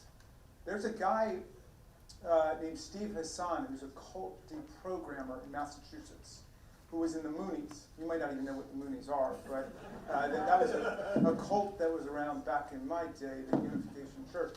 But he's a cult deprogrammer. And he says the process of getting people disentangled and disengaged from the cult of Trump is very similar to getting them out of other kinds of cults. And so I said to him, what are the main things you've got to do? He said, well, number one, you've got to show them affection and concern. You can't demonize them and vilify them. It just drives them deeper into the clutches of the cult. You have to say, I remember you didn't used to talk like this. You didn't used to think like this. It wasn't everything bipolar and everything so extreme, and you didn't believe in conspiracy theories and nonsense, and you believed in reason and science and so on. But the second thing, and somewhat in tension with it, is you have to be absolutely emphatic about what is fact, what's real, and what's not, and what's fantasy. Because people, as you know, have adopted fantasy, and people are walking around thinking that Donald Trump won the 2020 presidential election. He lost it by more than 7 million votes, 306 to 232 in the Electoral College. 60 federal and state courts rejected every claim that there was electoral fraud or corruption in the process. They didn't win a single case, none of it. So how do they still go out there and get people to believe this? And that has to do with social psychology and cult dynamics. It's got nothing to do with the real world. And so we've got to try to break that mechanism, person by person, family by family. That's part of our job. We've got to show tremendous love and affection, and also an absolute devotion to the facts, to reality. Yeah, it is interesting, and yeah, it is very interesting to listen his speech, and of course, it's always important to look on facts. It's always important to observe around and try to be logical as much and objective as much as you can. And that's what I'm trying to do every time. And it's not always easy, I can tell you, because it is always hard work, and you need to be aware about to have knowledge about what is happening there. Here you need to sometimes to improve your knowledge about this topic before having your statements and before sharing with your opinion. That's why sometimes I'm like, okay, Alex, you, example, I do not know about how system works, political system. I do not know about the program of this party, of this party. That's why I like, Alex, step away. It is you're in process of understanding. That's why when you know, say this. When you don't know, okay, I'm trying to sorry, but shut up and close my mouth. And yes, that what is happening sometimes. Anyway, I hope that YouTube will not do bad strikes with my bad words. Anyway, let's go. Where is it? Let's continue. It's left not so much, probably 10 minutes or 15, and it will be a couple questions as I can see. I have 2 questions, so why don't we collect 2 at once? By the way, I've got time. I don't know. So, I mean, these people waited. I've got time. My filibuster here, so. Looks like there's a Maryland sweatshirt in the back. All right. Yes, I do go to Maryland. I'm a junior. We're big fans over there. But you came from Maryland for this? Well, no, I live in Norwich. I live right next door. Oh, you just happen to be Yes, home I'm for in the the area. holidays. He's like asking. So You what live- role do you see the U.S. playing in reinforcing democracy with our allies where there's sort of increasingly anti-democratic forces, like in India with Modi or with Netanyahu in Israel? Yeah, that's a great question. You know, we have got to stand up strong for democracy and human rights where democratic nations are under assault, like in Ukraine. America's got to be the first people there to say, we'll stand with you. You know, I hear people saying, well, we're fatigued. There's a stalemate. I'm sorry, I'm a chess player. Any chess players out there? I mean, a stalemate is the end of the game. There's literally no more moves. You tell me it's the end of the game in Ukraine? And we've got no reason to be fatigued about this. All we have to do is provide resources and weaponry to the people of Ukraine so they can defend themselves against this fascist onslaught by Vladimir Putin. And that is a moral responsibility we've got. We've got to be standing up for the people of Israel against the terrorism, the murderous violence that we saw in the Hamas attack, at the same time that we stand up for democracy and human rights for the Palestinians in the West Bank and in the Gaza Strip. And America is in a position where we can help get through this nightmare that's taking place in the Middle East. And you know, there were 1,200 Israelis slaughtered in the initial attack on October 7th, and there were atrocities and rapes and abductions with real hostages being taken by Hamas. But since then, more than 20,000 Palestinians have been killed in just ceaseless aerial bombardment, except for the ceasefire that went in for a week. And now Palestinians are facing mass famine and starvation in that besieged small plot of land where people are. And I know some people want to blame it all on Hamas and their terrorism, and they're using civilians as, as basically as hostages or as, human shields. Some people want to blame it all on Netanyahu and his right-wing government and the people in his cabinet who are calling for expulsion of the Palestinians. Some people want to blame it on the indifference of the world. At a certain point, we got to get out of the blame game. We've got to take action to help everybody in Gaza, in the West Bank, in Israel, get out of this nightmare cycle of terrorism and war and human suffering. And we can do it. America can do that.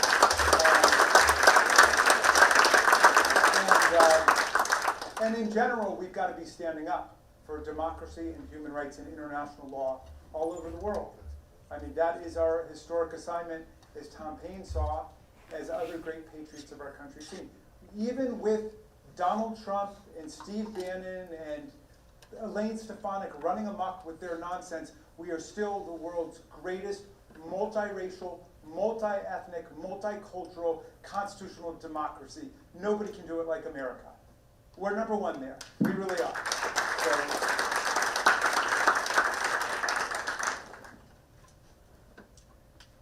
yes? I can yell. So last Friday, we heard from your friend, Representative Cheney, and the thesis of her speech was that, in her view, if Biden is elected again, he will implement more policies which she will disagree with, but if Trump is elected again, there will be no more democracy. And my question is two-parted. First, do you think Biden can beat Trump, and if so, what does he need to do differently than what he's doing right now? And secondly, if Trump is elected again, what can Congress do to protect democracy? All right. I'd prefer not to entertain that latter hypothetical. But on the first one, can Joe Biden beat Donald Trump? Joe Biden beat Donald Trump by more than 7 million votes, and you can't say it enough because of all the propaganda and the disinformation about what happened there. It was not a close election in any way, and the big difference now is 10 to 15 million young people who reject the anti-choice, climate denialist, pro-gun extremist politics of Trump's GOP. There's nothing there for young people. I'm sorry. And so what can Joe Biden do? Well, there are undoubtedly some things that he can do, and I think he started it off beautifully with his speech about democracy and laying out what the big stakes of the election are, like Liz Cheney did here last week. But I would turn the question around somewhat and say, it's not what can Joe Biden do, it's what can we do? What can you do and what can I do? Because this is not just about Joe Biden. Like I say, this is his last presidential election. This is your first presidential election, I'm assuming. So this is about what kind of country you want to have for the rest of this century. And again, I'm not saying the Democratic Party is perfect, but I'm saying the Democratic Party is open to your participation, to your critique, to your involvement, to your innovation and your ideas.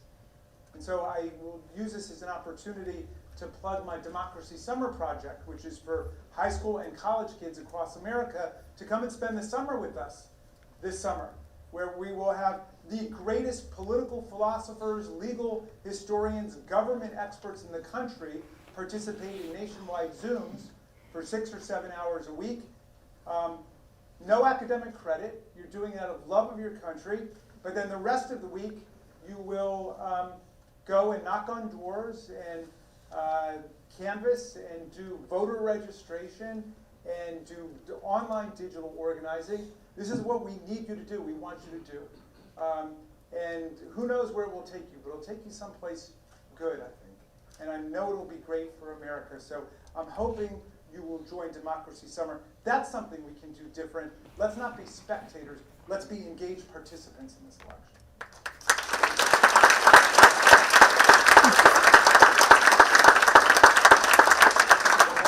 I would love to take a few more. Yes, ma'am. Yes, please. I'm curious. So you talked about Liz Cheney voting.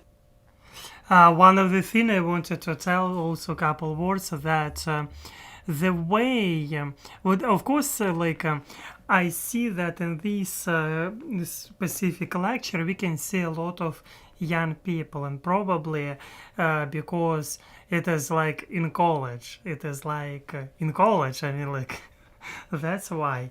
And as a result, we can see here a lot of young people who is asking questions, and also we can see, I suppose, adult people who is probably teachers here, or maybe their parents. They decided, okay, I will go because it is fun, it is interesting to listen. And I think that for me, as a person who is from Russia, I think that it is interesting interaction which I think that, example, if we are talking about Russia, you can find some politicians who is having, example, real meetings with students in some universities, but tendency of last years, it is kind of like people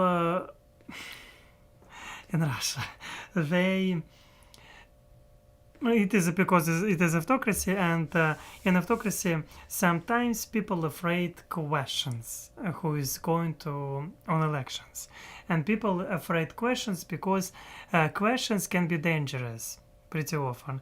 And example, can you imagine you're going to become president of Russia? Yes, you're president. You're going to go on elections, and we decided to go or to have speech in university in Russia. But problem number one, you understanding there will be consequences if there will be wrong questions. Example, when there will be war stopped.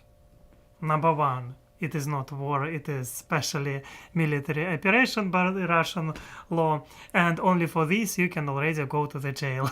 Like somebody will ask this question, if this video, somebody will do the video, and as a result you can have already troubles in Russia. And that's why tendency for these last years, we can see that politicians, they do not have like we have new candidates, but all of them, you can find these videos, they are not ready to win, and they're not talking about winning. You can find like videos about this. Only one of them, she is interesting woman. She is trying to gain right now signatures. She needs to have 300,000 signatures to participate in such elections.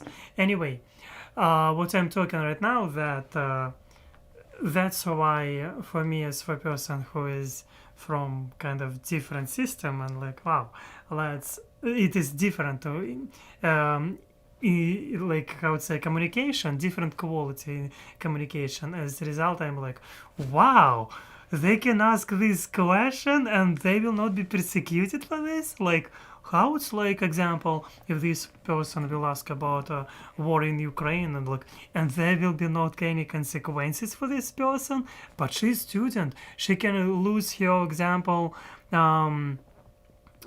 will be expelled from university. Can it happen in America because she asked this question? Because in Russia it can happen, because a lot of students, for their opinion, they were losing their, I would say, their like education, I mean like opportunity to study in university, because you can find quite good universities in Moscow, in different, even if it is not good, like you can, like, come on, you were studying, and then because you and I mean, like, it is, yeah, and it can be disappointed, it can be like this. And here, that's why watching this communication between congressmen and students, like ordinary people, let's say like this, and you're like, wow, like, congressman, students, congressman, students, and you're like, how it's possible? I mean, like, of course, probably it is like quite good university, college, and maybe private, I don't know, maybe, but still, I mean, like, maybe they have this list of colleges where they go to have speech with congressmen. Anyway, I hope that you got my message. And yes, I think that a lot of people do not understand that. Yeah, I see your message. A lot of Americans still take for granted that they can say whatever they want. That's what I'm talking about. And every time, of course, that's what I see right now. That's what I feel right now when I'm watching. This is maybe one of the main conclusions after this lecture, because, like, wow. I mean, like, again, wow. Let's go. For Trump both in 2016 and 2020. And I've had extensive conversations with my family because we're all split in terms of our political ideals. But on part, like half of my family, they remain pretty committed Republicans, but like anti-Trump. And I'm curious how much of his following now you attribute to like loyalty to party rather than specific ideals, and how much you contribute to like people being upset with where democracy is headed. And on top of that, given that we have a whole new group of individuals who are voting, when we're presented with ballots, what advice do you have for us in filling those out rather than like sticking to party lines, but ensuring that we're electing the representatives who are going to do the most benefit? That's an awesome question. An awesome question. Where are you from? I'm from Utah. Utah. Wonderful. Another thing. I think I must tell about this. When he asked where you from, because there was a joke about this. Somebody asked uncomfortable question to Putin in Russia, and he said that he asked by the way, where you name and address, like where you from, no? Like, and everyone was laughing, nervous laugh. It was because people decided started to think that this person will have real problems in life. And here, you can see differences, just people asking question where you from, but he doesn't mean that he will have persecution for this question. She will have. I mean, it is one of the things which I noticed. It's it is interesting thing. Okay, I need to change probably battery, and it looks like it would be nice if I will change now. It will take a couple seconds. You will fall now. Oops. One moment. Because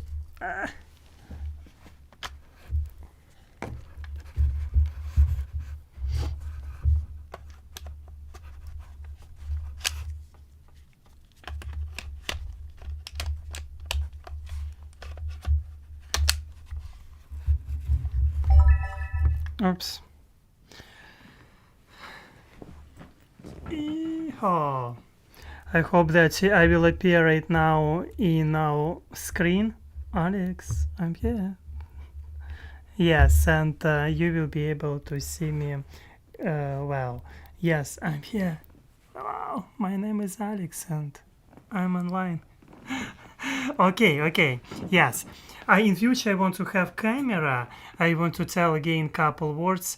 In future I want to have camera where I will not need to change batteries during live stream. Camera where I will be able just to connect this with electricity or something, and I will be able to do this connection without changing this online, because sometimes when you're watching live streams for during hours it can be not so convenient to change this. Okay, let's finish this amazing, interesting, and for me at least, live stream, and let's go to find out answer. About Utah. Because Utah, the Republicans, this is a digression, forgive me, but the Republican Party was founded on the twin principles of opposing chattel slavery in the South and then opposing Mormon slavery in the North. And the Republican Party was at war with the Mormon Church and, of course, was opposed to the admission of Utah and so on. And so all the Utah people used to be Democrats, which were more open-minded religiously and so on. So anyway, obviously I love Lincoln and that original Republican Party, but there's no reason that Utah should be a diehard Republican state in any way. And it's definitely not a Trump state, and there's been opposition to Trump there. But so, on your question about political party, it is such a great question. wish you would invite me back sometime to come to Dartmouth and we can just talk about that. But let me give you a thumbnail sketch of my thoughts on it. The first thing is, if you are a rock-ribbed, die-hard, red Republican, okay, Donald Trump should not be your guy. Donald Trump was a Democrat a lot longer than he was a Republican. He wanted to run for president on the Reform Party for a while. This is probably before your time, but Professor Knox, you'll remember that. He was playing with it, and then finally he settled on the Republican Party and said, I'm going to run as a Republican because that's where all the stupid people are. That's what Donald Trump said, okay? So the idea that anybody would exercise any partisan loyalty towards Donald Trump and the Republican Party is just appalling to me. That is, if you're a real Republican, you should consider Donald Trump your sworn enemy, because he's a rip-off artist and an exploiter and a con man, and he is on the verge of destroying the Republican Party forever. Okay, that's number one. Now, but number two, you pose a more interesting question even than about Donald Trump, about political parties generally, and to what extent should our choices be governed by political party. Now, I want to start with 2 cheers for partisanship. I mean, nothing is more common in academia, on the news, than people getting up and deploring partisanship, saying that's partisan or that's ultra-partisan and so on. Even my colleagues in Congress will denounce partisanship on the floor right before they go off to their party caucus meeting to decide about how to stick it to the other side, okay? This is a basic, hypocritical instinct in our politics to denounce partisanship. So what are the 2 cheers I want to give to partisanship? Well, partisanship reflects active political parties, engaged political parties. That's a sign of democratic life, right? You want to get rid of partisanship? Get rid of parties. That's what Vladimir Putin's doing. That's what Orban's doing. You get rid of political parties. There's no partisanship left. A one-party state is the perfect recipe for ending partisanship. So partisan debate and dialogue and discussion is a reflection of health in a democratic polity. Don't walk around bemoaning partisanship. That's good. It's a reflection in our society of the First Amendment. People can speak, they can associate, they can form groups, they can form parties, and they also play a very positive function. I'm sure Professor Knox could tell you, right? They help to organize the voters. In our society, because the government doesn't take responsibility for registering the people to vote, the parties will register people to vote, but the parties help to organize and mobilize and galvanize public opinion and to articulate issues, right? So we've got one party in America that's pro-choice. We've got one party that's anti-choice, that says the state legislators can decide better for women than women and their doctors and their families. All right? We have a crystallized choice there. One party says the Second Amendment permits us to have universal background checks for all gun purchases in America. So we don't have people who shouldn't be getting guns going out and getting guns. And the other one says, no. The Second Amendment tells us there can be no regulation of guns at all. And I say, let's have a universal background check supported by more than 90% of American people. They say Raskin wants to repeal the Second Amendment. I don't want you to repeal the Second Amendment. I want you to read the Second Amendment, okay? A well-regulated militia, a well-regulated militia being necessary to the security of a free state, the right of the people to keep and bear arms shall not be infringed, right? How many well-regulated militias in the 18th century showed up with assault weapons in people's kindergartens and first grades, in their churches and their synagogues? I mean, come on, give me a break. Do we have democratic self-respect or not? We're going to let the NRA and the GOP run all over us with this nonsense? But anyway, I digress. We have 2 parties with 2 different views. The parties illuminate that for us. Okay, so why do I just say 2 cheers for political party? Well, I say it for this reason, because I've been in office long enough to understand now that when I'm running, I'm trying to get all the Democrats to get out and vote, and all the independents to get out and vote, and whatever Republicans I can pull over to get out and vote. But when I'm elected, when I'm sworn to office, guess who I represent? everybody. I represent everyone. And I've got the chief of my district office here. I think we've got the best district office in America in Rockville, Maryland, in Maryland's beautiful 8th district. And you know who we serve? Everybody, right? In other words, we know how to be nonpartisan. You got a problem with a passport? Come to us.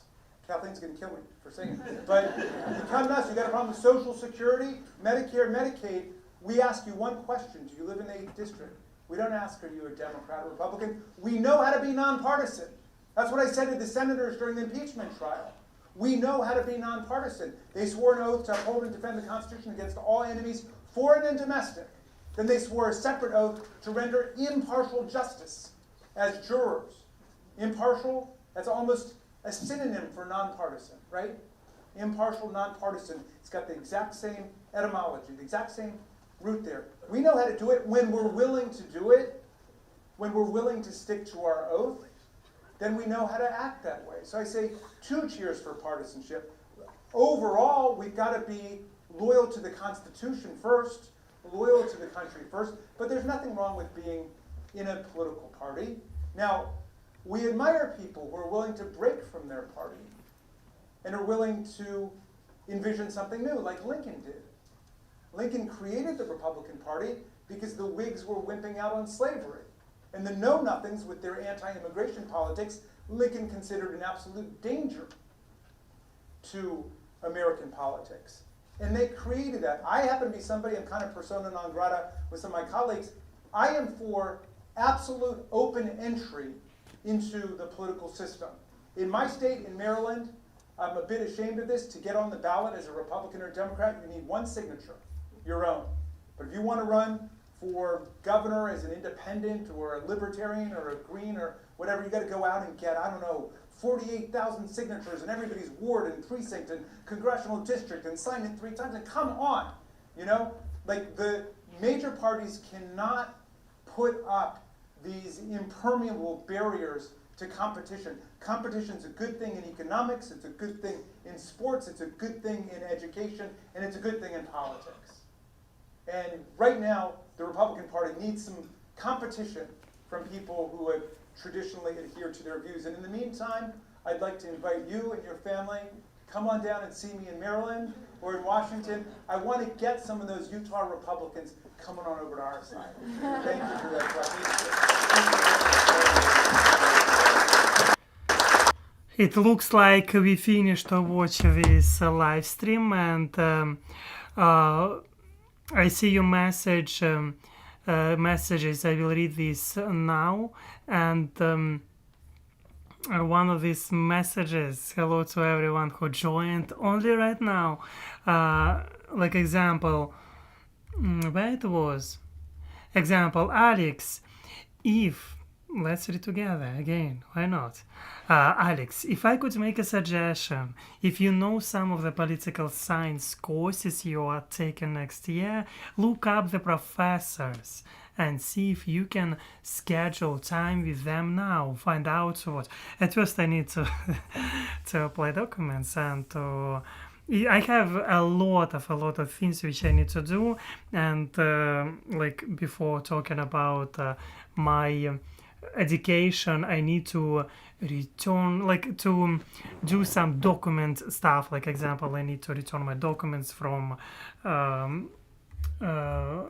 yes, anyway, my diplomas, they're not with me. Anyway, I need to prepare a lot of things. Yes, let's do this step by step. At first I need to enter and become student. I mean, like, but thank you, of course, but you're right, completely right, that I need to look and to talk with professors which I will have, and I hope that I will have great professors. And you said in Mouse, books they suggest you read.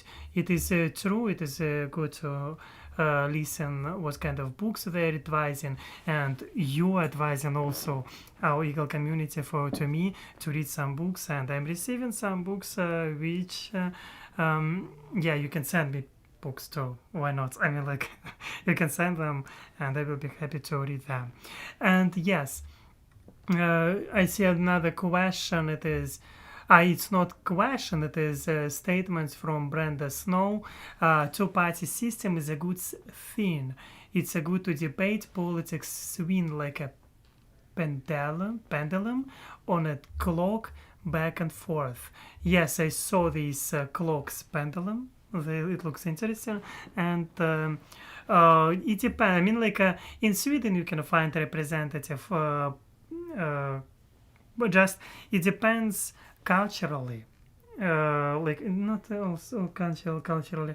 I mean, like in Sweden, example, they have at 8 parties. 8 parties. Somehow it works. It depends how society will accept this. It's not only like, yeah. Anyway, but yeah. Anyway, love you, Alex. Thank you. Impossible and just it's just an opinion. Thank you. I love you all of you too. And for today, I think it was amazing live stream. And